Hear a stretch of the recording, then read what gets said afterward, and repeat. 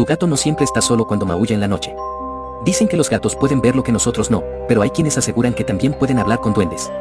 Un hombre escuchó a su gato maullar de forma extraña en la madrugada. Al asomarse, lo vio sentado en la oscuridad, mirándolo fijamente, pero no estaba solo. Justo a su lado, una pequeña figura de ojos brillantes susurraba en un idioma desconocido. Se quedó paralizado, y su gato giró lentamente la cabeza hacia él, con una sonrisa que nunca antes había visto en su rostro. Suscríbete a Bestiario de la Noche, comparte, o esta noche podrías escuchar maullidos acompañados de risas.